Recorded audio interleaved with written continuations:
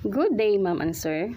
My name is Charina Esdelco, 31 years old, single, and a mother of one lovely daughter. I am a Roman Catholic and I have two brothers.